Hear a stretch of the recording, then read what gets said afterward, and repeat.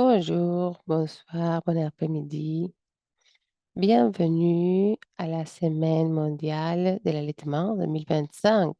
Le webinaire d'aujourd'hui, créer des systèmes de santé qui soutiennent vraiment l'allaitement, nouveaux outils pour le changement durable, est sponsorisé pour UNICEF, OMS et en partenariat avec le collectif mondial pour l'allaitement. Je suis Fatma, spécialiste en nutrition et en alimentation de nourrissons avec UNICEF dans les Liège, New York. Et je suis enchantée d'être votre modératrice aujourd'hui.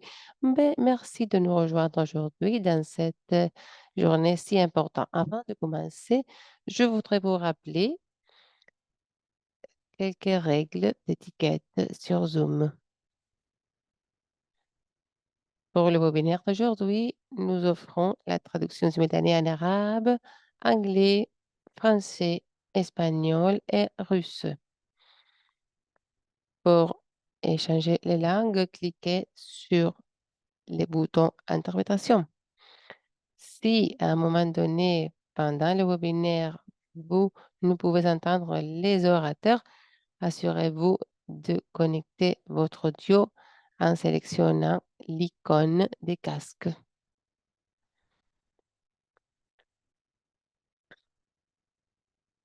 On a mis à disposition le sous-titrage en anglais et pour permettre les sous-titres en anglais, cliquez sur les boutons CC et sélectionnez les sous-titres. Notez que le webinaire sera enregistré et envoyez vos questions pour les questions dans la boîte questions-réponses. Les panélistes vont répondre à vos questions par texte dans la caisse questions-réponses ou pendant les débats dans la partie du webinaire qui sera dédiée aux questions-réponses. Pour établir les contextes aujourd'hui, je suis sûre que vous serez d'accord que le soutien au- à l'allaitement dans le système de santé est essentiel pour améliorer les résultats maternels et les enfants pour construire des communautés plus fortes. Comme nous savons, l'initiative hospitalière Adoption Bébé a créé beaucoup de succès dans l'intégration dans le système de santé. Après 30 ans de mise en œuvre, pour que ce soit durable, nous devons nous assurer que l'IHA sera mise en œuvre pour la durabilité et la mise en échelle comme il est établi dans la guide de 2018. Aujourd'hui, nous avons quelques orateurs qui vont nous expliquer trois nouveaux outils et des matériels. Et nous aurons quatre panélistes qui vont partager leur expertise en engageant le système de santé et au-delà pour renforcer le soutien à l'allaitement. Essentiellement, notre objectif aujourd'hui est de vous familiariser dans ces nouvelles ressources et d'encourager les pays pour renforcer le système de santé pour qu'ils soutiennent l'allaitement. À ce moment, je vais vous expliquer ce que nous avons dans notre ordre du jour aujourd'hui pour que nous puissions achever aux objectifs que nous avons remarqués aujourd'hui. Je vais partager notre ordre du jour.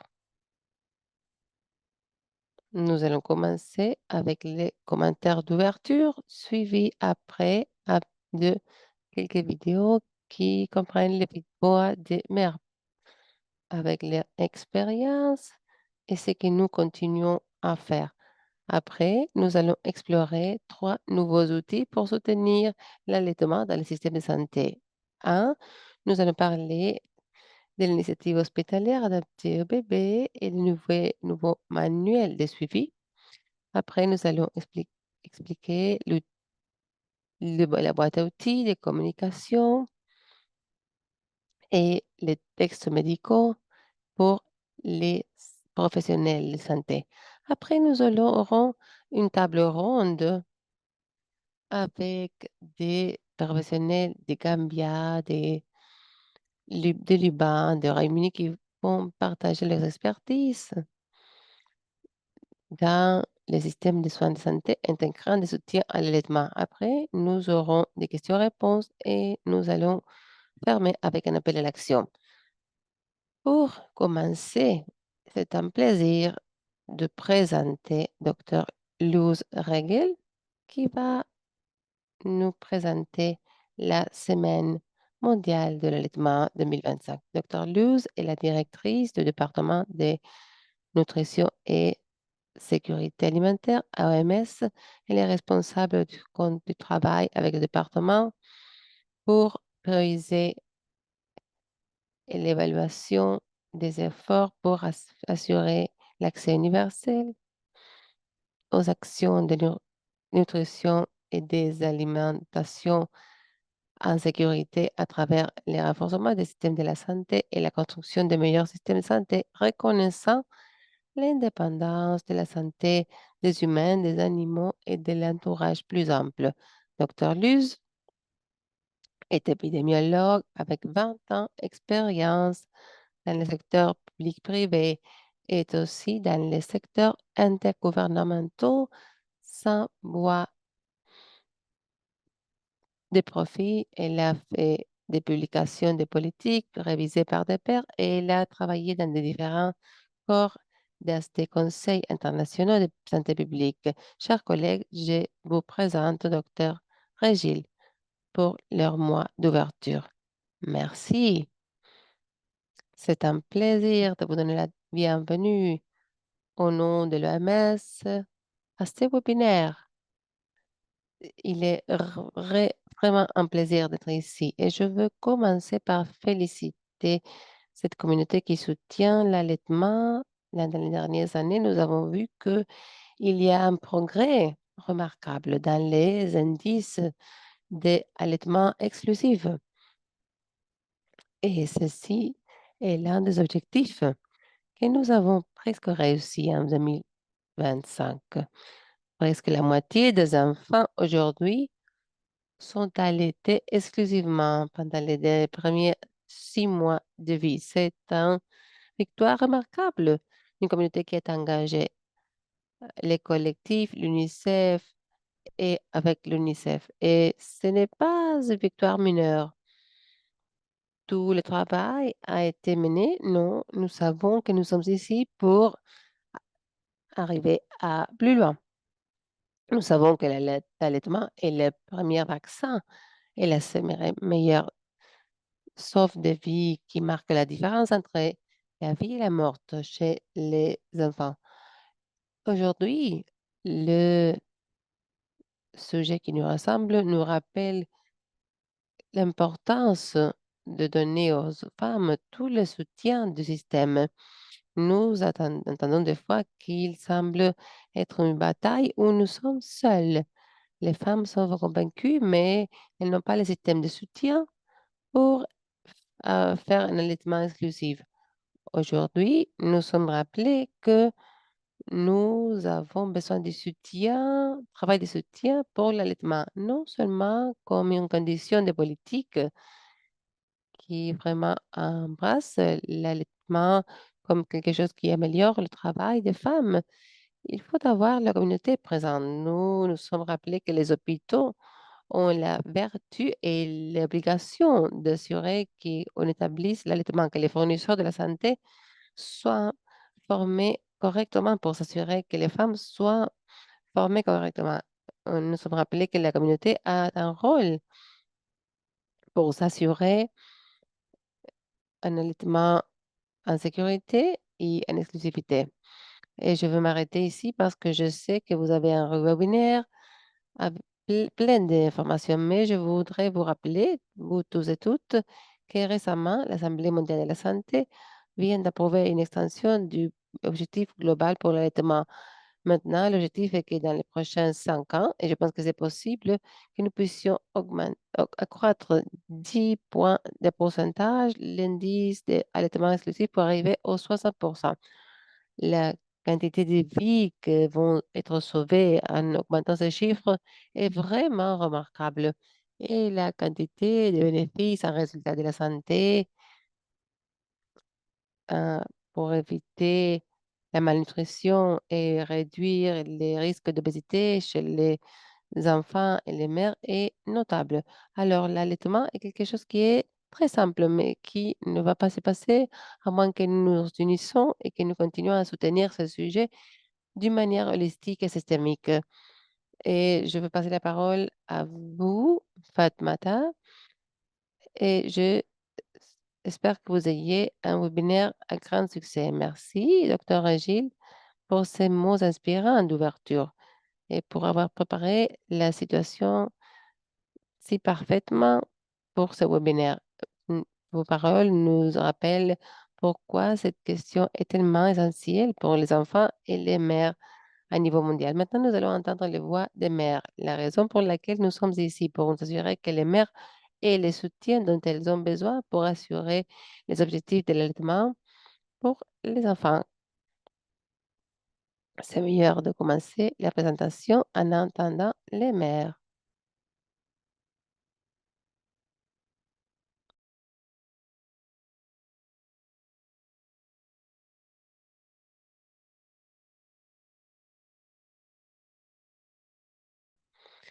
J'allaite mon fils depuis 39 mois parce que j'ai commencé dès ses premiers jours après la naissance. Donc, mon parcours d'allaitement est vraiment simple. J'espère que tous les professionnels de santé ont les bonnes infos sur l'allaitement pour pouvoir aider les mamans qui allaitent leurs enfants dès les premiers jours. Partout dans le monde, les mamans veulent allaiter. Elles ont besoin d'aide pour y arriver. Quand j'ai eu des difficultés, elles m'ont dit, tu vas y arriver, ne t'inquiète pas, tu vas y arriver. J'avais du mal à produire assez de lait, mais les spécialistes d'allaitement m'ont donné des conseils et des instructions, notamment des mesures efficaces pour augmenter ma production de lait. Le pédiatre est venu me rassurer au sujet de mon bébé prématuré de 26 semaines et m'a dit qu'il n'avait pas besoin d'un millimètre de colostrum. Le soutien à l'allaitement dans le système santé est super important. Quand on n'allait pas, ce sont les mamans et le bébé qui paient le prix. L'aide que j'aurais aimé recevoir des professionnels de santé, c'était des conseils sur l'allaitement et qu'on me montre physiquement comment faire. Beaucoup de mes collègues n'ont pas reçu de formation sur ce sujet. Malheureusement, j'avais beaucoup d'infos erronées qui m'ont embrouillé. Une infirmière de la salle d'accouchement m'a demandé, est-ce que c'est grave si votre bébé perd du poids pendant l'allaitement? Au lieu de me donner les conseils dont j'avais vraiment besoin. Les pédiatres m'ont donné des infos incorrectes et m'ont dit que je devais allaiter mon bébé toutes les 3 heures. J'ai clairement dit que je voulais allaiter mon bébé exclusivement. Les infirmiers lui ont donné la formule commerciale la nuit sans me demander. Mais avec une bonne formation, les professionnels de santé peuvent changer la vie des mamans, des bébés et des familles. J'ai eu des infirmières super sont restées avec moi, m'ont aidé à allaiter et m'ont encouragée. J'ai accouché par césarienne, ils m'ont apporté mon bébé et je l'ai allaité parce qu'il était prématuré. L'infirmière m'a appris à exprimer mon lait. Merci au personnel médical de nous avoir guidés lors de la première tétée et de nous avoir expliqué l'importance du lait maternel. Les professionnels de santé m'ont montré comment allaiter. Les professionnels de santé m'ont dit de commencer l'allaitement juste après la naissance. Je l'ai allaité 10 à 12 fois en 24 heures. Les agents de santé m'ont conseillé de pratiquer l'allaitement maternel exclusif. Mon fils est fort et en bonne santé. Ils m'ont donné des infos essentielles sur l'allaitement. Je puis allaiter ma fille naturellement grâce à Dieu. Elle m'a guidée tout au long du processus, m'expliquant comment le bébé prend le sein. Quand le personnel est formé pour aider, les mères se sentent pleinement soutenues, même quand des difficultés surviennent. Qu'est-ce qui garantit que tous les parents bénéficient de ce type de soins? Une formation à l'allaitement fondée sur des données probantes pour les agents de santé qui soutiennent les mères et les bébés. On a pu compter sur le soutien de l'équipe des conseillères en allaitement. On est extrêmement reconnaissante envers chacune d'entre elles. Je suis très reconnaissante pour tous ces soutiens et j'apprécie énormément. Ça a vraiment fait toute la différence pour mes 3 bébés. Je suis profondément reconnaissante envers les professionnels qui m'ont encouragée à l'allaiter. Je suis reconnaissante envers les agents de santé pour leurs conseils. On est sincèrement reconnaissante. J'apprécie les conseils de l'agent de santé. Je suis très reconnaissante de leur aide qui m'a permis de continuer avec succès. Merci pour les défis qu'on a surmontés avec tant d'empathie et d'attention. On ne peut pas y arriver seul. Vous voulez améliorer l'allaitement maternel et la santé de la communauté? Investissez dans une formation de lactation pour tout le personnel de maternité de votre système de santé. Merci aux professionnels médicaux.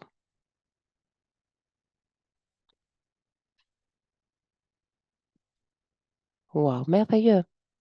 Merci aux mères pour avoir partagé leurs expériences. Comme nous voyons, leur voix exprime clairement qu'avec les connaissances et les compétences correctes, les mères ont du succès. Quand ils n'ont pas, les mamans et les bébés vont souffrir. Nous sommes ici pour explorer des outils qui vont faire une réalité dans les systèmes de santé partout dans le monde. Aujourd'hui, donc, nous avons un groupe d'orateurs passionnants que je vais vous présenter. Vous pouvez voir qui vont nous expliquer les trois nouveaux outils. Les orateurs discuteront du suivi, du soutien et des soins de routine à l'allaitement, de l'évaluation des compétences des agents de santé et d'un chapitre modèle pour la formation initiale de professionnels médicaux et paramédicaux. Permettez-moi de vous présenter nos trois intervenants. Une brève biographie de chacun d'entre eux sera affichée sur le chat. Chers collègues, nous connaissons tous l'initiative Hôpitaux Amis des bébés et les différents outils sur les 10 étapes de l'allaitement réussi. Cependant, pour garantir des changements durables dans les systèmes de soins de santé, des outils sont nécessaires à tous les niveaux pour améliorer l'adhésion aux 10 étapes au niveau des établissements et au niveau national. Tout d'abord, je présenterai le manuel de suivi de l'initiative Hôpital Ami des bébés, qui est très important pour un suivi efficace et un soutien de qualité à l'allaitement. Et ce manuel constituera une ressource inestimable pour les établissements et les pays qui s'efforcent de renforcer leurs capacités en matière de soutien à l'allaitement. Ensuite, le docteur Lawrence Groomer-Strong nous éclairera sur la boîte à outils de vérification des compétences qui garantit la compétence des prestataires de soutien et de soins en matière d'allaitement. C'est un plaisir pour moi de vous présenter Larry Groomer-Strong. Il est le chef de l'unité Action en faveur de l'alimentation et de la nutrition dans les systèmes de santé de l'Organisation mondiale de la santé. Il coordonne les travaux de l'OMS sur la nutrition du nourrisson et du jeune enfant, la prévention et le traitement de la malnutrition aiguë. Jusqu'à 2014, il a été le chef des centres américains de contrôle et de prévention des maladies. Il est titulaire d'un doctorat de l'Université de Princeton. Il a travaillé au C2C pendant plus de 23 ans dans les domaines de la santé reproductive et de la nutrition. Il est épidémiologiste. Il a publié plus de 180 articles scientifiques. Il dirige l'initiative Hôpitaux Amis des bébés, les codes de commercialisation de substituts du lait maternel et les collectifs mondiaux pour l'allaitement. Comme nous le dira Larry, il est essentiel de confirmer les compétences des personnes qui dispensent des soins en matière d'allaitement. Mais il y a eu une grave lacune dans la préparation de ces personnes avant même qu'elles ne commencent leur carrière, en assurant qu'elles possèdent les connaissances et les compétences de base en matière d'allaitement dès le premier jour. Larry, à vous.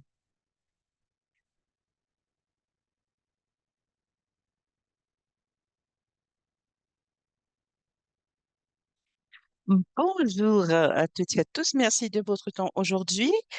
Je voudrais donc vous parler des compétences de nos agents de santé. Prochaine diapositive, s'il vous plaît.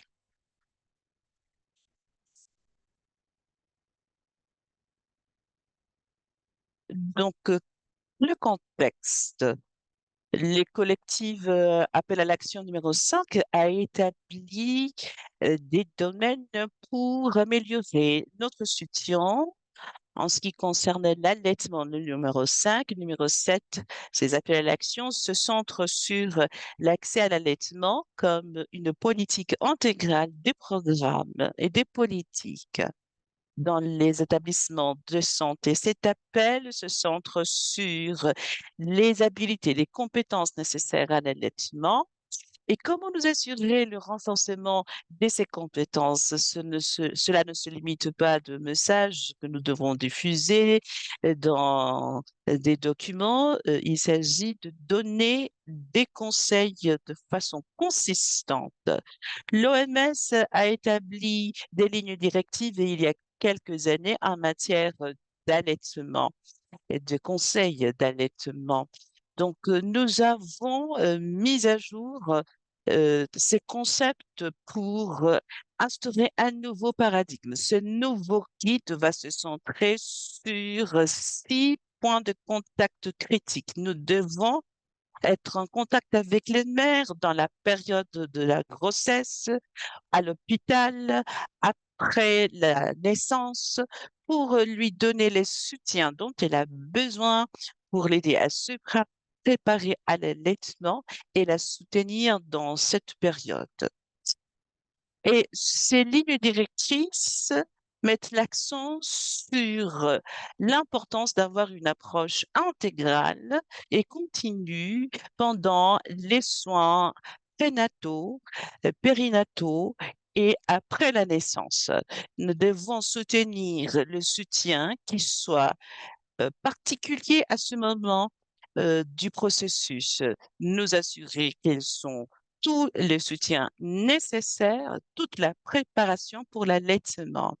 Et ultérieurement, une fois que l'allaitement a été établi, il faut continuer sur la bonne voie pour relever les défis de l'environnement. Cela signifie qu'il faut avoir toute une série de compétences et des connaissances pour les aider à avoir une approche systématique et pour qu'elles puissent aussi recevoir les soins appropriés et éviter à ce que les problèmes surgissent pour agir.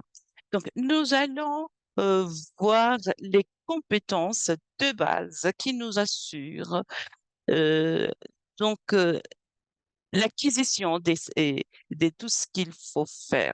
Pendant très longtemps, euh, nous nous sommes rendus compte que ce que nous faisions n'était pas suffisant.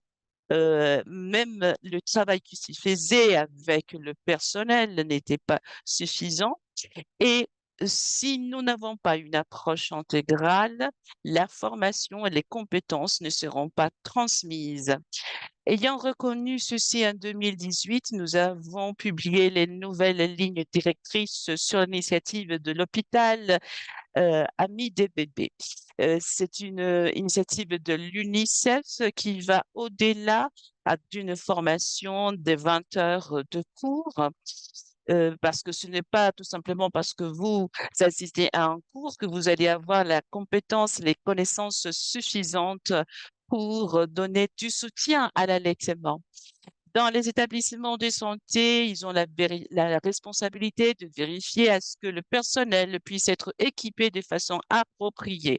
Ces lignes directrices sont un guide qui est offert au pays, qui ont la responsabilité de faire en sorte que les agents de santé sachent ce qu'ils doivent faire dans les hôpitaux.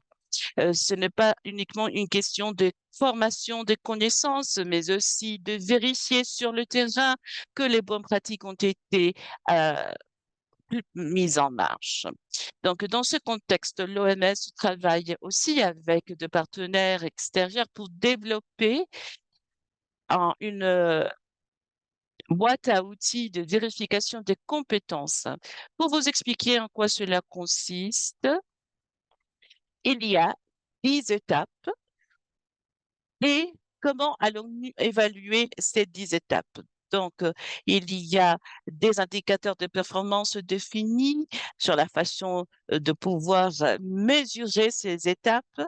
Nous avons également un outil général qui décrit comment tout cela devrait marcher. Nous avons les ressources de l'examinateur.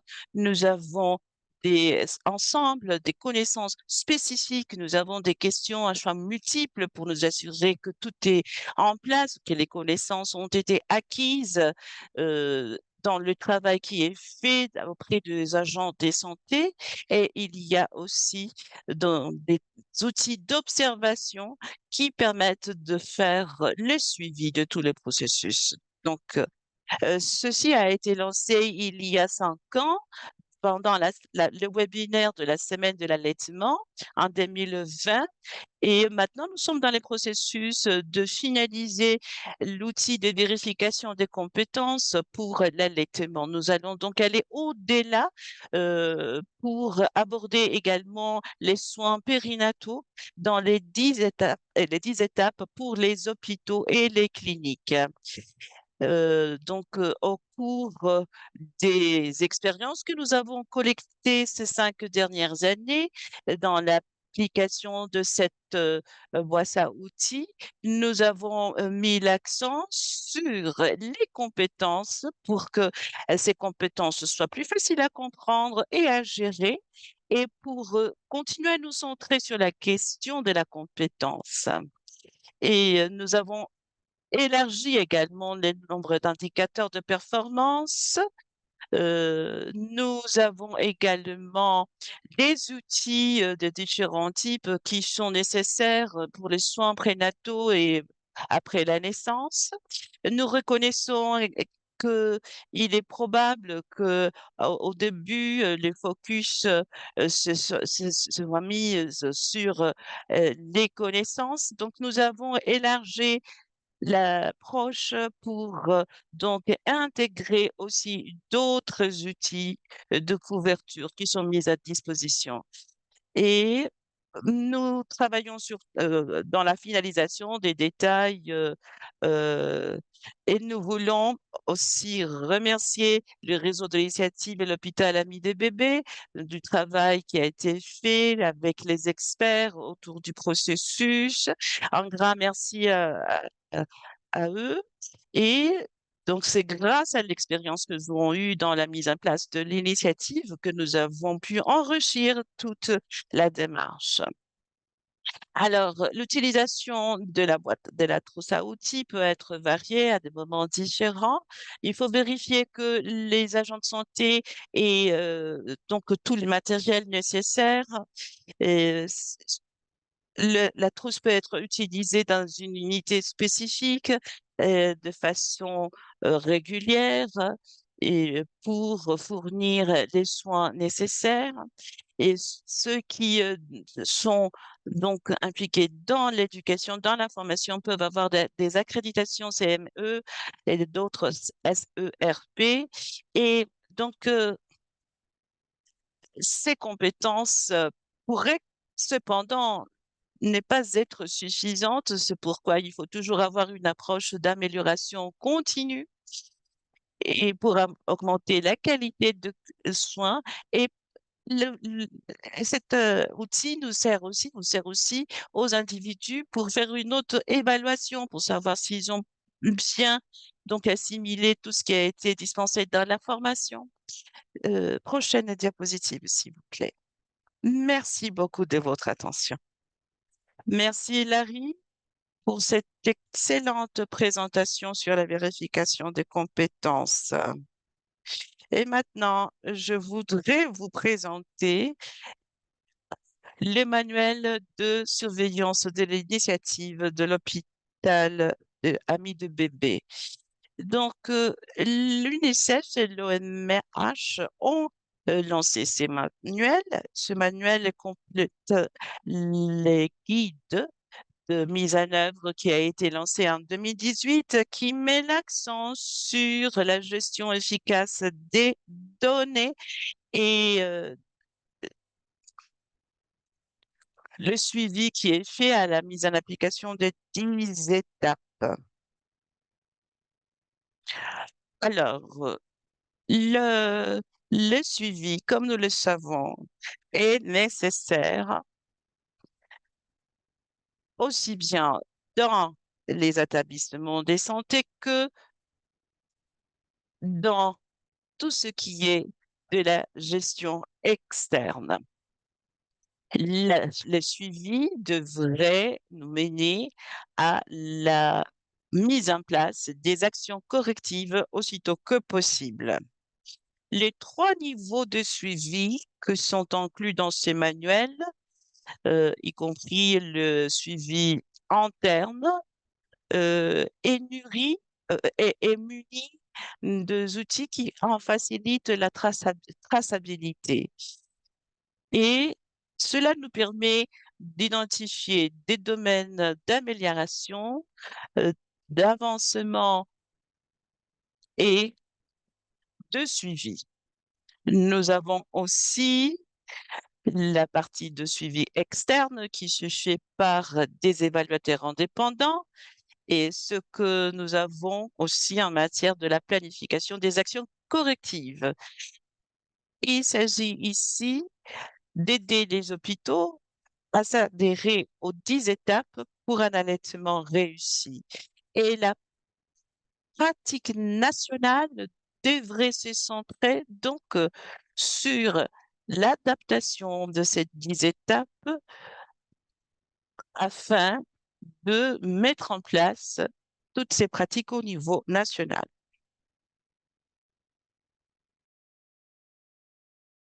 Le manuel va se centrer dans des indicateurs de chaque niveau de suivi.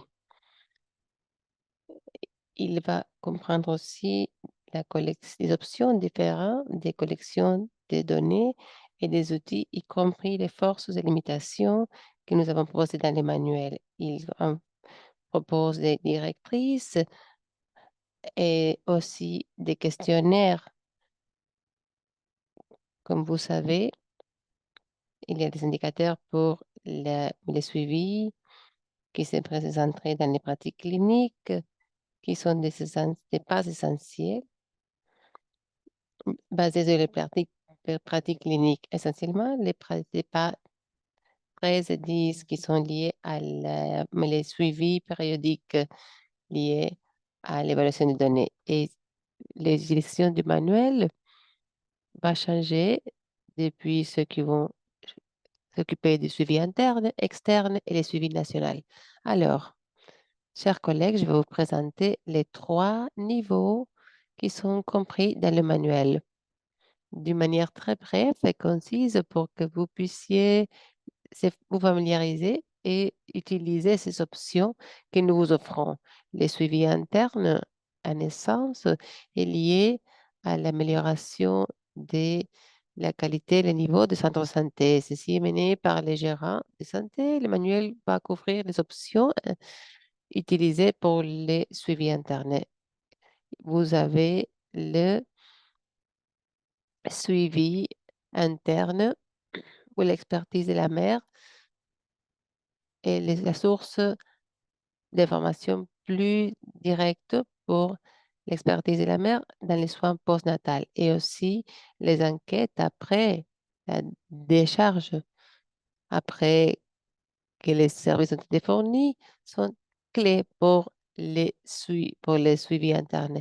La plupart de ces indicateurs peuvent comprendre les 10 conditions. La bonne nouvelle est que nous avons inclus une enquête pour le suivi du patient pour la nutrition du nourrisson. Ceci peut être utilisé comme un, un outil intégré.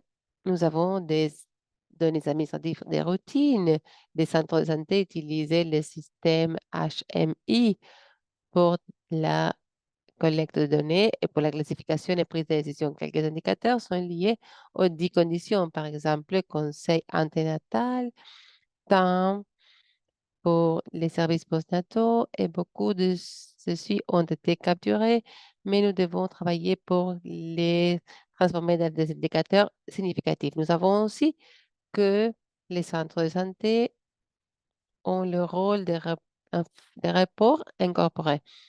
Nous avons aussi les révisions des cadres médicaux qui peuvent être utilisés pour les suivis internes et aussi pour un suivi des indicateurs de manière efficace. Ils peuvent être utilisés de manière régulière. On peut les extraire des vérifications médicales en papier. Il y a aussi le choix des suivis externes. Bien sûr, vous pouvez les réviser dans votre rapport des suivis internes. Ils sont utiles si vous les faites et il y a le choix de faire cette suivi ou le suivi n'est pas mené dans les installations. Une partie critique est la révision par les pairs de documents, ce qui est relevant pour les conditions 1 et 2, parce que les choix des communications, des suivis antérieurs font référence aux conditions 3 à 10. Aussi, bien sûr, les informations clés. Ici, nous parlons de la perspective du personnel, les politiques, les pratiques et aussi les visites au centre d'observation directe et aussi fournir du soutien technique selon les besoins. Une combinaison de toutes ces méthodes peut être utilisée quand il soit nécessaire à niveau national. Aussi, nous avons les suivis à niveau national qui essentiellement s'agit d'une collecte de données administratives, des routines. La différence est que c'est mené à une échelle plus ample. Vous avez les données administratives des routines qui sont extraites de ce qui est les installations médicales, aussi les registres de données médicales, les enquêtes de suivi faites au centre de santé et à niveau population qui peut comprendre des questions par rapport à l'initiative et aussi des informations d'accréditation, des installations et des surveillances internes. Avec ceci, je vais passer directement à présenter ma collègue, Dr. Minachal, qui va nous informer sur la deuxième édition du chapitre Mina est spécialiste en nutrition et santé publique avec plus de 20 ans d'expertise dans la formation des pratiques pour la nutrition des nourrissons et des, des enfants.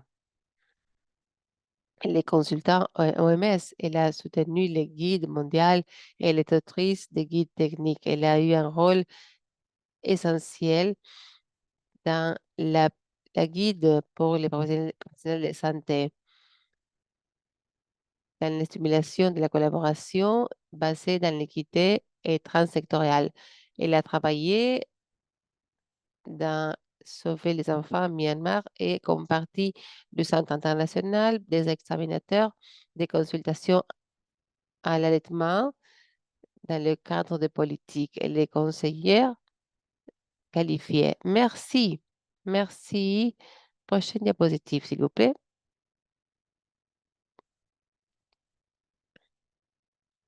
L- Beaucoup des mères que nous avons entendues aujourd'hui ont expérimenté des lacunes entre l'évidence par rapport à la gestion de l'allaitement et ce qui se passe dans l'interaction avec elles.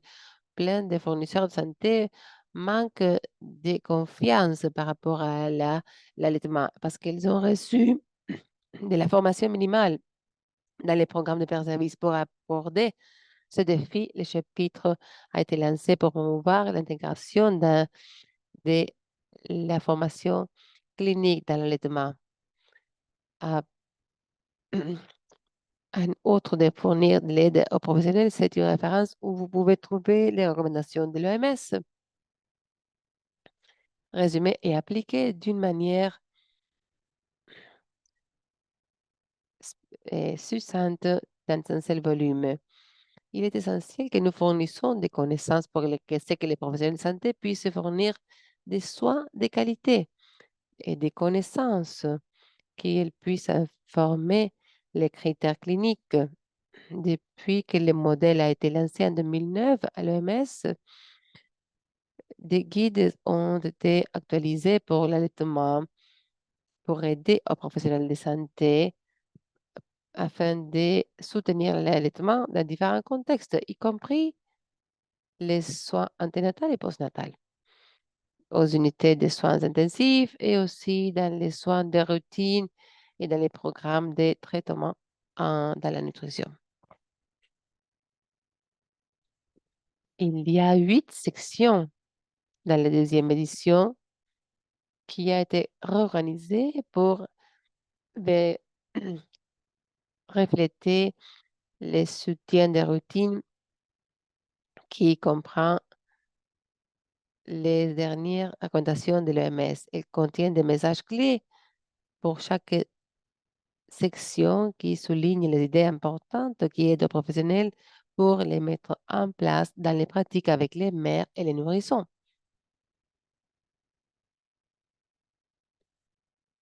Incorporer la formation basée sur des données probantes est un investissement dans l'avenir. La deuxième édition comprend des recommandations, 8 sections. L'introduction qui comprend la recommandation, les résultats en matière de santé, épidémiologie et cadre politique. Il comprend aussi une section sur anatomie et physiologie, alimentation complémentaire, soins périnatales, soutien communautaire, à l'allaitement, aussi la gestion des urgences et des maladies infectieuses, en malnutrition, relactation et traitement du cancer. Il comprend aussi une section avec défis communs et nous donne le soutien pour traiter des problèmes tels que la mastite et nous donne aussi quelques conseils de routine, une section nouvelle qui comprend des informations essentielles sur ce qui est la gestion et le stockage de lait maternel. Cette formation basée sur l'évidence est un investissement dans l'avenir. Cette semaine de l'allaitement, non seulement nous encourageons les professionnels médicaux à utiliser les chapitres modèles pour mettre en œuvre l'allaitement dans les programmes des professionnels de santé qui s'alignent avec les politiques et les protocoles de l'OMS pour informer sur le soutien et la gestion de l'allaitement et pour soutenir le développement professionnel et la formation continue. Ce chapitre modèle sera disponible très tôt. Regardez vos emails. Nous allons vous envoyer un lien. Merci beaucoup de votre participation. Je suis très optimiste dans les perspectives de respect des objectifs 2030. Et l'allaitement est un Merci facteur essentiel. beaucoup, Dina. Merci, Larry, pour les excellentes présentations. Comme nous l'avons vu, ces ressources nous donnent des façons concrètes pour améliorer les compétences de prise de soins sur la base de ces connaissances essentielles en début de l'éducation en santé. Et nous allons partager avec vous tous les informations et ces ressources. Vous enverrons le lien. Nous allons avoir donc un panel de nos experts de la Gambie et de l'Asie Pacifique, du Royaume-Uni et du Liban, qui vont partager avec vous les expériences nationales des systèmes de soins de santé intégrants, des mesures de soutien à l'allaitement maternel dans leurs systèmes nationaux et sous-nationaux. Elles vont nous parler de la façon dont les nouvelles ressources peuvent être appliquées à leur contexte spécifique. Je voudrais saisir l'occasion pour vous présenter très rapidement nos intervenants. Nous avons Malin Fofana, qui est le directeur exécutif de l'Agence de nutrition en Gambie avec plus de 30 ans de publications et expérience en nutrition. Il est pionnier dans la mise en place de l'IBAB en Gambie. Nous avons également euh, Madame Pinucha, qui est la responsable du programme régional à Live dans l'Asie-Pacifique et elle fournit aussi des conseils sur le système fondé sur les preuves, y compris dans les centres d'excellence à l'allaitement. Nous avons aussi les vice-directeurs du programme IBAB au Royaume-Uni. Elle est experte avec plus de 25 d'années d'expérience dans l'initiative IBAB. Et nous avons Pamela Zaghi, euh, qui est chef de l'unité des santé maternelle, infantile et scolaire du ministère libanais de la Santé publique depuis 2010. Elle est forte d'une expérience de plus de 10 ans dans le domaine de la puriculture et elle mène différents efforts de coordination. Alors, nous allons entendre nos panélistes par rapport au renforcement de l'allaitement dans le monde entier.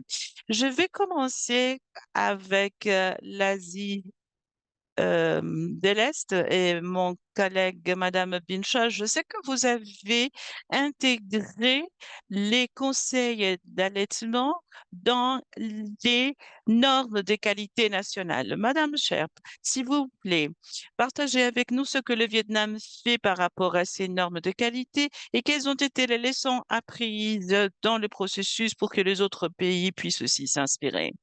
Merci beaucoup. Bon après-midi à tout le monde. Merci de votre question. Hmm. Avant 2013, au Vietnam, nous n'avions pas un système normalisé pour l'amélioration des compétences à l'allaitement des sages-femmes.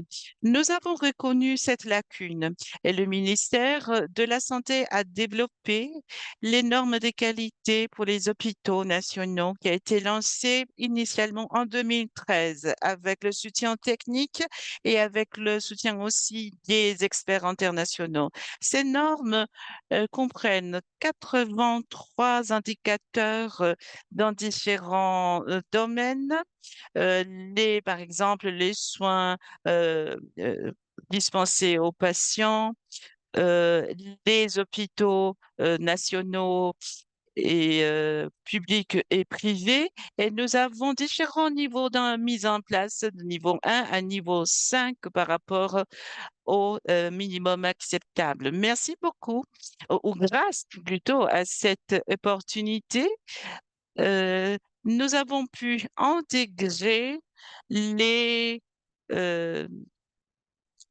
normes de qualité et cela a été très significatif parce que IBAB existait depuis 1994, mais nous avons pris beaucoup de temps pour la certification et mais nous avons pu donc intégrer l'évaluation de qualité qui est devenue une exigence dans tous les hôpitaux qui dispensent de soins prénataux et postnataux. Par rapport aux leçons tirées, je dirais que l'une des leçons clés est d'intégrer ces normes dans un système national au lieu de tout simplement nous centrer sur la certification volontaire.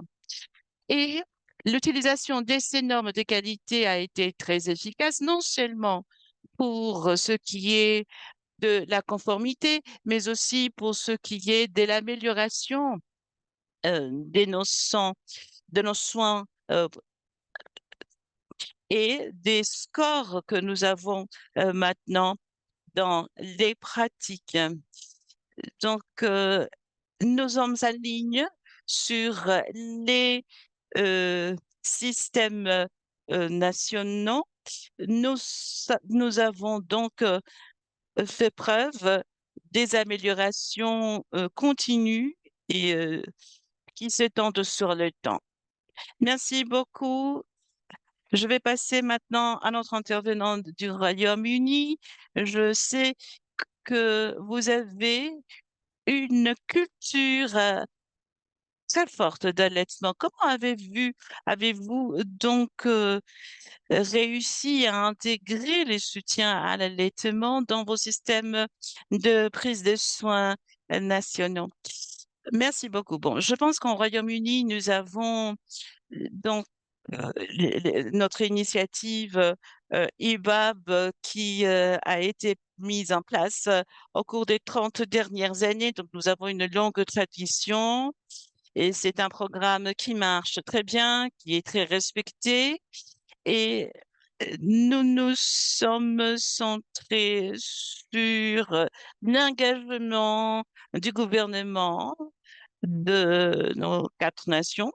Et maintenant, nous avons donc cette culture ADIPA qui est fortement intégrée dans nos politiques et surtout euh, en Écosse et en Irlande du Nord où ils ont des stratégies à l'allaitement qui mobilise tous les services communautaires, les services des hôpitaux, euh, avec des accréditations IBAB et à 100% dans tous les hôpitaux. En Angleterre et nous avons aussi des documents de politique assez fortes euh, qui soutiennent toute cette culture. Nous avons vu donc des résultats très positifs.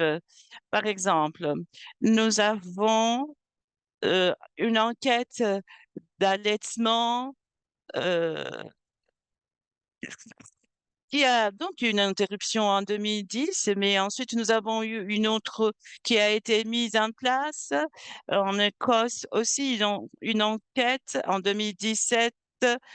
Nous avons trouvé qu'il y a eu une augmentation de 5% de l'allaitement pour les nourrissons et cela nous a permis de soutenir aussi les familles qui ne pratiquaient pas l'allaitement de façon traditionnelle.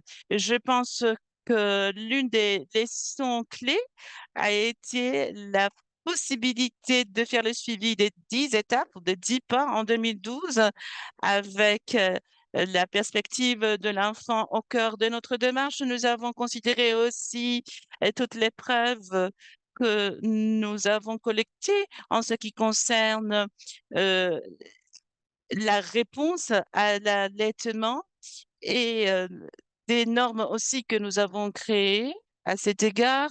Et cela donc a été aussi mis en relation avec les efforts qui se font de travailler par équipe de façon à pouvoir mettre en place des normes à l'allaitement en temps voulu dans tous les services. Nous travaillons de façon coordonnée avec notre réseau dans le Royaume-Uni. Et maintenant, je pense que nous avons une voix assez forte en ce qui concerne le travail des plaidoyers auprès du gouvernement, des services locaux. Donc, nous avons toute une histoire de travail aussi avec les agences de bénévolat, avec les groupes de mères qui travaillent aussi avec les hôpitaux, les communautés pour continuer à soutenir l'initiative de l'hôpital Ami de bébé. Et nous sommes le premier pays à avoir introduit des normes communautaires et de les reconnaître de façon spécifique. Merci beaucoup d'avoir souligné l'impact du programme au Royaume-Uni. Un grand merci pour nous avoir raconté votre expérience. Et maintenant, le Liban. Je sais que le Liban est un pays qui fait face à une situation de crise humanitaire assez aiguë. Pouvez-vous nous décrire comment le Liban s'implique dans le soutien à l'allaitement dans les systèmes de santé? Dans les deux perspectives. Merci.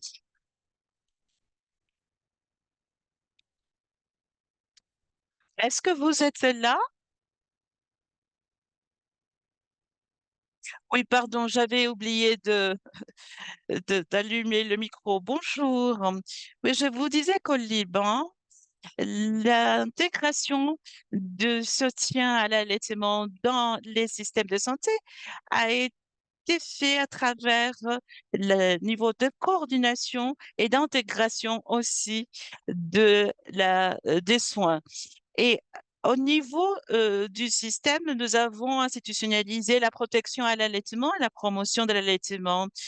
Et, à- grâce au soutien aussi au ministère de la Santé et aussi au ministère de la Santé de la mère et de l'enfant, ainsi que des ONG, des institutions académiques. Donc, il s'agit d'un comité qui surveille la mise en place du plan d'action national et promeut aussi la conformité du Code international pour le marketing de produits remplaçant le lait euh, et aussi le guide technique qui intègre le programme IPAB. Donc, le Liban, comme vous le savez, a traversé des moments difficiles récemment. Et grâce à toutes ces initiatives, nous avons pu mettre en place l'IPAB. Nous avons au total une quinzaine d'hôpitaux qui sont dans le programme national, y compris aussi en hôpital public. Donc, nous avons déjà 3 hôpitaux qui ont reçu la désignation IBAB et nous avons euh, pu mettre en place les 10 pas pour un allaitement réussi et nous avons aussi dispensé les conseils nécessaires immédiatement après la naissance. Nous avons intégré donc les 10 étapes et c'était très efficace. Car maintenant, nous avons une pratique soutenue et nous pouvons encourager d'autres hôpitaux aussi à suivre la même voie. Donc, à partir des perspectives dont vous nous avez parlé, oui, nous avons fait nous avons fait différentes interventions à différentes échelles et nous avons aussi une ligne gratuite, une ligne verte pour donner des conseils aux femmes en période de grossesse et de lactation. Ceci est accessible à toutes les nationalités au Liban même pendant les urgences et aussi à l'intention des réfugiés. Et cela nous permet de donner de soins de façon continue. Cette ligne verte est une plateforme où aussi des violations au code peuvent être signalées. En janvier et juin 2025, cette ligne verte a reçu 914 appels avec plus de 251 orientations faites pour soutenir l'équipe des hôpitaux. Et nous continuons donc de travailler dans l'initiative. Sachez que le Liban est un pays assez petit. Quand je vous parle de 914 appels, c'est un nombre assez significatif. Donc, merci beaucoup. Merci de nous montrer ce qui est possible dans un contexte de crise humanitaire et du soutien de l'allaitement aussi et son intégration dans le système de santé national. Merci.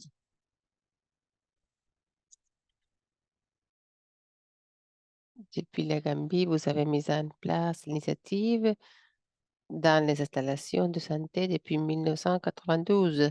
Depuis, vous avez augmenté à grand succès les indices d'allaitement exclusif. Nous connaissons la valeur d'incorporer l'allaitement et les soutiens au système de santé. Est-ce que vous pouvez partager comment la Gambie a surmonté les défis à niveau communautaire et comment vous avez connecté l'hôpital à la communauté et comment vous avez incorporé des influenceurs clés à niveau ménage? Bonjour. Depuis la Gambie a mis en place un pilote en 1992. C'est un système pour tester comment l'initiative allait fonctionner dans le contexte local. Dans cette mise en œuvre, nous nous sommes rendus compte qu'il y avait des défis. L'un était la mise en œuvre des 10 conditions pour ce qui est du système d'allaitement, l'initiative et nous nous sommes rendus compte que la plupart de ce qui se passe à niveau communautaire, au ménage.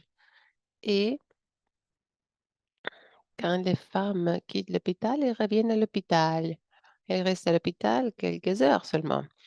Alors, elles font confiance aux connaissances culturelles et traditionnelles. Et nous nous sommes rendus compte que le, nous devions nous concentrer dans les mères. Il y a un entourage et si l'entourage ne les soutient pas, les mères ne pourront pas mettre en place ce qu'elles ont appris à l'hôpital. Alors, nous avons élargi l'initiative à niveau communautaire.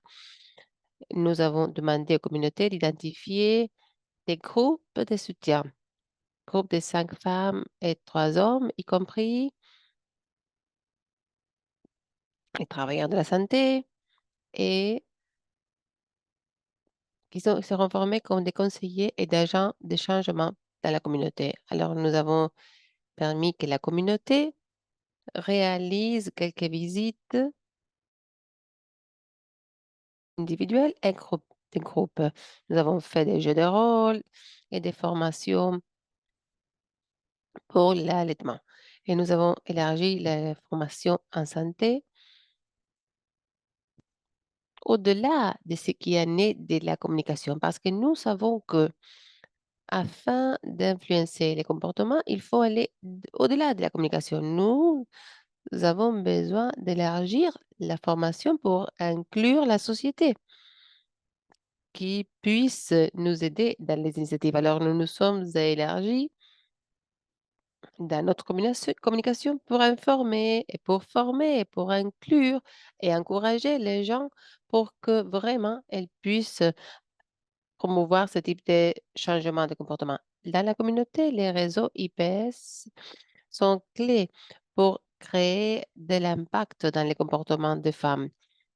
Nous avons aussi les infirmières de santé à niveau communautaire qui habitent dans la communauté, auprès de la communauté. Il y a deux objectifs. L'un des objectifs est de autonomiser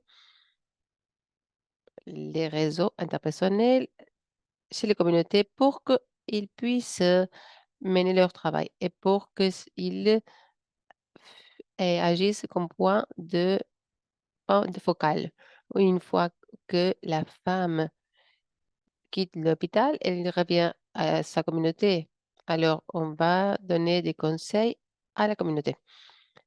Nous avons cette stratégie parce que nous voulons obtenir le soutien de la communauté. Merci, merci, Monsieur Fofana. C'est un exemple excellent par rapport à l'importance d'élargir et de connecter le soutien de la communauté au système de santé et aussi souligner l'importance de ch- achever les changements. Comme il nous reste peu de temps et pour nous assurer d'entendre tous les participants, maintenant, je vais passer la parole à Madame Atia de Vietnam. Depuis 2018, les guides sont changés.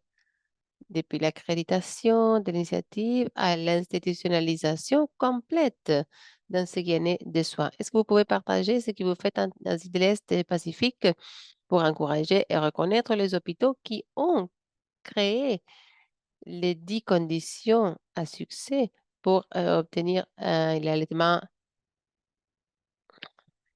exclusif? Oui, merci de votre question. En 2018, nous avons collaboré avec le gouvernement et avec les partenaires locaux pour réviser les lignes directrices et pour mettre en œuvre un nouveau modèle que nous avons appelé l'excellence pour intégrer l'initiative dans les systèmes de Cambodge, Laos et Vietnam. Cette initiative a remplacé le système que nous avions avant au Vietnam. Il contient de nouvelles opinions pour assister au système existant. Et le point est de faire que les centres de santé puissent incorporer ce modèle basé sur les performances pour guider la mise en œuvre des services. Nous sommes centrés dans trois aspects. D'abord, nous fournissons de l'assistance technique pour améliorer les pratiques de soutien à l'allaitement. Nous formons les formateurs. Nous aussi utilisons la simulation pour les soins des nouveau-nés. Nous fournissons aussi de la reconnaissance publique et aussi nous reconnaissons aux personnes, nous leur donnons un logo, une accréditation et nous les communiquons dans les réseaux sociaux et dans les communautés, dans les plateformes. Et aussi, nous priorisons les commentaires des femmes et des familles pour faciliter les améliorations à niveau ménage. Un composant clé est les suivis. Nous cherchons des commentaires pour le soutien à l'allaitement aux hôpitaux. Et ceci nous permet que les professionnels de la santé reçoivent des commentaires en temps réel par rapport à l'adhésion à travers les codes de la commercialisation et la qualité des soins aussi pendant ce qui est les périodes anténatales et postpartum à niveau des installations et à niveau national. Depuis 2019, plus de 14 000 mères ont partagé leur expérience utilisant l'outil et 94 sont enregistrés dans cette initiative. Il y a 44 qui sont bénéficiés et nous avons géré 250 000 mères qui ont participé. Ceci a créé une compétition pour assurer la qualité dans les hôpitaux. Merci, merci infiniment, Madame Ta, de cette perspective par rapport à comment vous avez incorporé des modèles sur la base de la performance dans les recherches initiatives et de l'assistance technique et comment vous avez utilisé la reconnaissance publique et vous avez priorisé les commentaires des maires et d'avoir partagé vos connaissances. Impressionnant. Maintenant, je vais passer la parole à Madame Watts pour qu'elle nous explique sur les défis qu'elles ont pour renforcer les soutiens dans le système de la santé et comment ils travaillent pour les surmonter. Oui, il y a plein de défis encore. Il y a plein de montagnes à, au- à surmonter. Vraiment, au Royaume-Uni, j'ai mentionné les différences qui existent dans les différentes nations, les différences par rapport aux directrices, les soutiens qu'on reçoit dans notre programme. Et je pense qu'à niveau mondial, nous avons beaucoup de pression à niveau travail, pénurie de personnel et encore une fois, probablement un problème global et les problèmes que ont les femmes. Il y a plus d'incidence de césariennes. Ceci mène à plus de soutien nécessaire pour établir l'allaitement. Et un autre défi qui sera connu pour tous est la question de la formation. Nous avons des programmes universitaires ici au Royaume-Uni qui ont eu un grand succès dans la formation pour les sages-femmes et les infirmières pour qu'elles puissent vraiment être sur le terrain fournissant des soutiens efficaces. Nous avons 42% des programmes des sages-femmes qui sont conçus et 33% des infirmières de santé publique reçoivent du soutien et nous n'avons pas de programme semblable pour ce qui en est les cours d'infirmière générale, pour ceux qui travaillent dans les unités de soins intensifs et il y a des problèmes de personnel. Ceci est un défi qui doit être abordé et j'imagine que avec l'influence commerciale, nous n'avons pas mis en place les codes de commercialisation. À PNUD, nous avons notre propre loi qui n'est pas une loi forte. Nous avons les codes comme un standard très fort qui est nécessaire comme partie de l'évaluation qui est mise en place dans les différents services. Mais le grand défi auquel nous faisons face est la question du marketing numérique et comment tenir compte de tout ça. Merci. Merci d'avoir partagé le défi et comment vous travaillez pour les surmonter et d'avoir partagé ces chiffres impressionnants. Maintenant, je passe la parole à Madame Yu pour poser une question sur comment vous comptez utiliser les outils présentés et comment vous pensez les appliquer dans vos entourages. Non, pas tous les outils, mais je veux parler, vous pouvez choisir quelques-unes.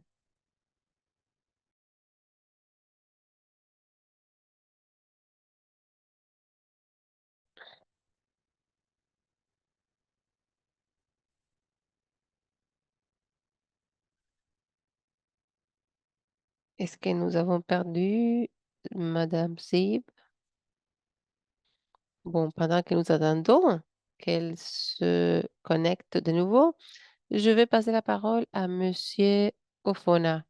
Je sais que notre domaine, que la Gambie a changé un grand succès,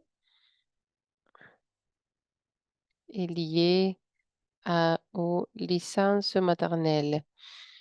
Est-ce que vous pouvez nous donner des conseils pour améliorer cette question?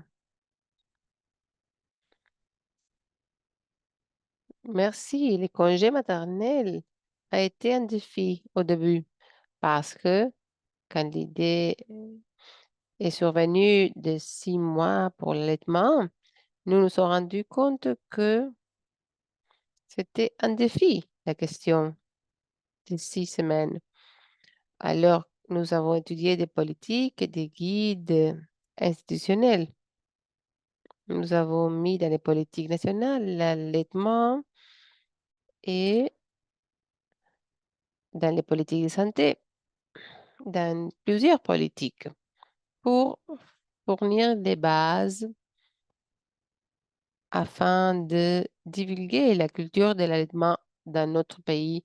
Et nous avons établi une campagne très importante préparée pour les femmes, disant qu'on allait augmenter ces 6 semaines de congés maternels. Une fois que ceci a été approuvé, nous avons inclus cette sanction 5 qui établissait que chaque mère travailleuse aurait un congé maternel pendant 6 mois sans perdre ses bénéfices ou sans possibilité de perdre leur travail. Et ceci donnait aussi au père un congé de 10 jours pour chaque nouveau-né.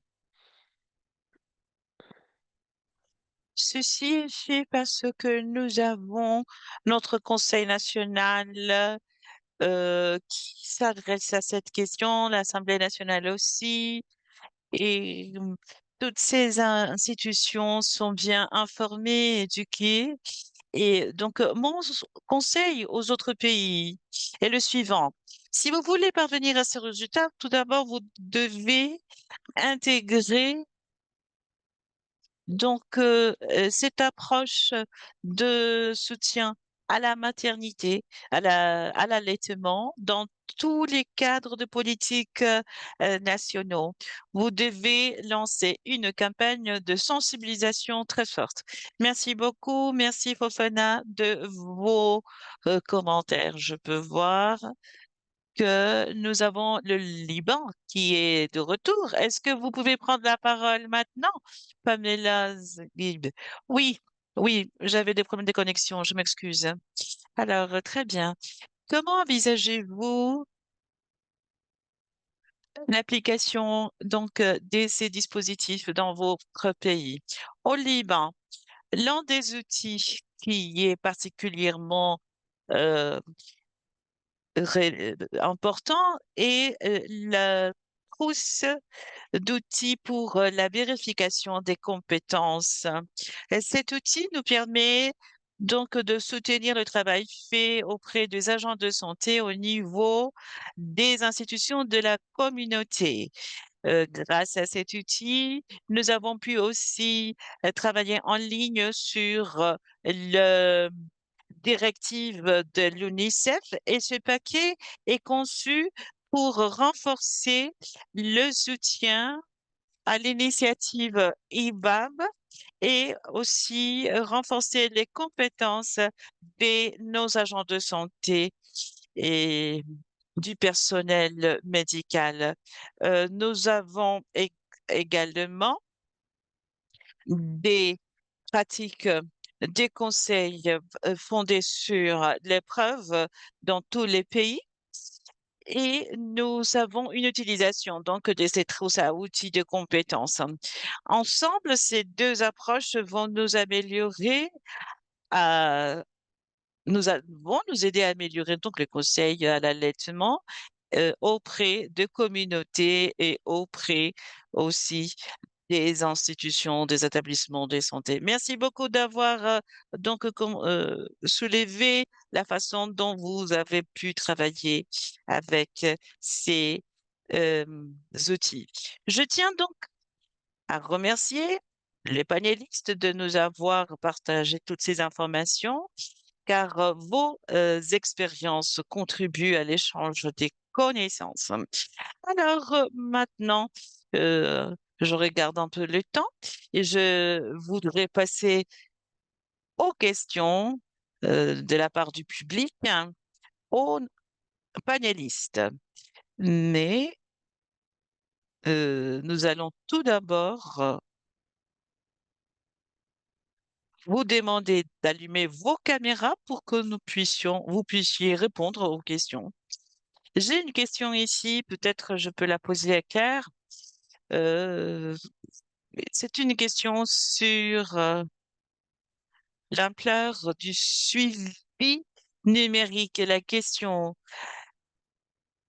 est-ce que ce suivi du système numérique a été considéré en ce qui concerne les pratiques cliniques et l'allaitement? Donc, je pose la question à Tia, si vous êtes d'accord, et tous les autres membres du panel peuvent aussi intervenir.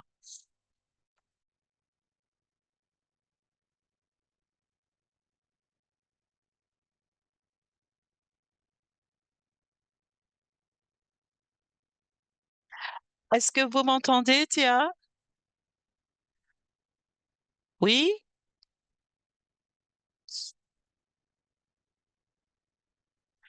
C'est à moi à qui vous vous adressez, Fatama? Oui, oui, c'était votre nom que je disais. Je m'excuse. Je posais une question ici. Euh, la question qui a été posée ici dans le chat, la question est la suivante. Dans quelle mesure le rôle des systèmes de données et systèmes numériques ont été considérés dans le soutien à l'allaitement? Je sais que vous avez travaillé dans des systèmes numériques. Pouvez-vous nous partager un peu vos commentaires par rapport à cette question? Oui, merci beaucoup, Fatmata. Par rapport au système numérique et des données, la raison pour laquelle nous nous centrons sur cette euh, question, c'est que nous avons déjà de l'expérience au Cambodge, au Vietnam et à Laos. Nous avons un modèle de mise en œuvre, TIPM.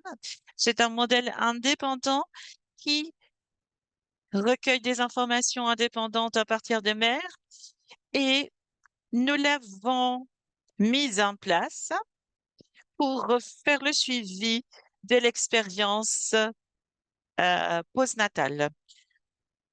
Donc, comme je vous ai dit, il s'agit d'un dispositif indépendant qui va choisir de façon aléatoire, hein, les mères qui sont enregistrés dans les systèmes de santé. Et ensuite, nous posons des questions, nous recueillons des informations et nous entrons l'information dans les systèmes numériques, le BBEMT. Et ce système va analyser et créer un rapport de façon automatique. Et ensuite, le rapport peut être visité en temps réel. Donc, c'est un système de gestion numérique et des données qui nous aide à soutenir le travail. Nous avons reçu une rétraction significative des différents hôpitaux sur le rôle et l'importance du système et sa capacité de soutenir les plans d'amélioration. Voilà, à vous, Famata. Merci beaucoup, Ta. Je pense que vous avez fait beaucoup de progrès et par rapport à l'expérience que vous avez en matière de gestion des données. Je ne sais pas s'il y a notre membre du panel souhaiterait apporter faire une contribution, faire un commentaire.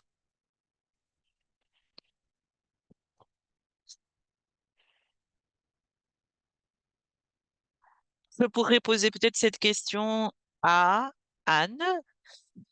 Quels sont les changements que vous avez introduits dans les rapports des patients par rapport au suivi de l'allaitement ou de la mise en place de l'allaitement? Je sais que vous avez fait des progrès significatifs en matière de l'IBAB. Oui, bien sûr, merci. Nous avons traditionnellement de records qui sont faits sur papier euh, pendant la grossesse. Et nous avons aussi le rapport de l'enfant et les patients qui est transféré de la grossesse ensuite au service de visite de santé. Donc, cela nous permet de remplir les conditions nécessaires pour la bonne application des 10 étapes. Et un outil que nous avons introduit il y a peu, c'est ce que nous appelons l'outil d'évaluation à l'allaitement. Et nous avons donc des questions ici qui guident les agents de santé à veiller à aux bonnes pratiques en matière d'allaitement. Et c'est un outil qui nous permet aussi de savoir comment les mères adoptent les pratiques, le niveau d'efficacité de l'allaitement, si le transfert de lait est suffisant et comment le bébé se porte. Toutes ces informations sont recueillies dans les rapports et c'est très utile. L- Bien sûr, il y a eu quelques inconvénients, comme vous le savez, parce que lorsqu'il y a des changements des systèmes, cela prend un petit peu de temps pour que le personnel soit à l'aise avec toutes les pratiques, mais cela fait partie de la courbe d'apprentissage. Quelque chose qui est particulièrement utile pour les hôpitaux eh, serait donc d'utiliser cet outil pour faire le suivi approprié et savoir quel est le pourcentage de utilisation aussi d'aliments suppléants. Merci beaucoup de ces informations. Merci pour cet cycle de questions de réponses. Merci de vos réponses. Euh, et maintenant, Larry ou Nina?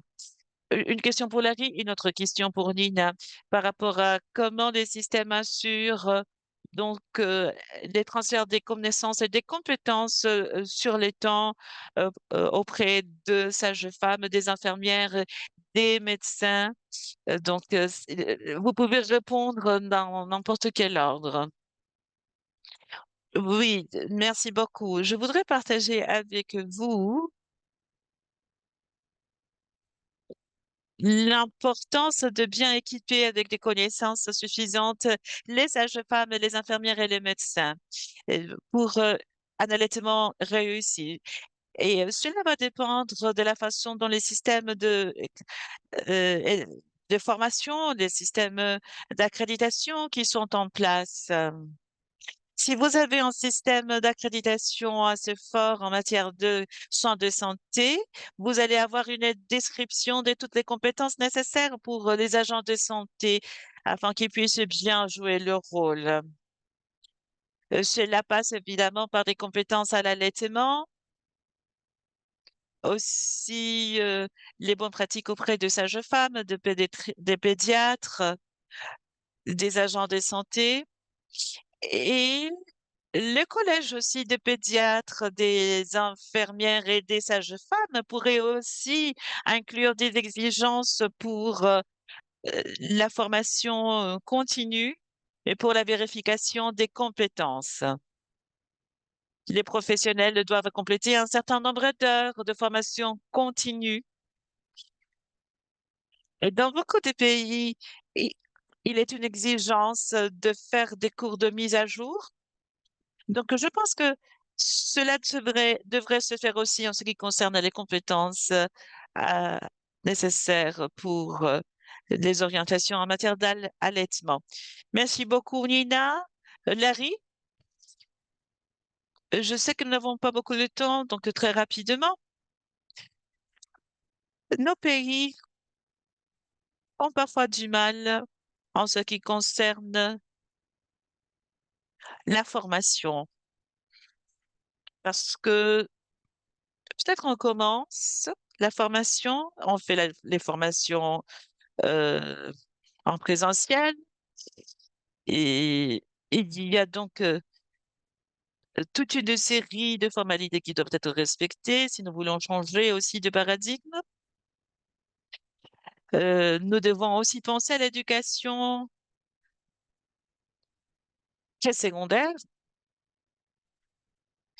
et la façon dont l'éducation est conçue dans les pays, dans les différents pays est différente, varie d'un cas à l'autre.